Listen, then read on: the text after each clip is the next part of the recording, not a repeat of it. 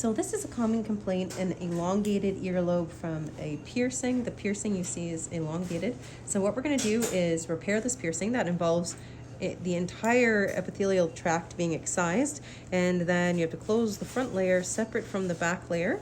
This has to heal for 6 months before she can get it re-pierced.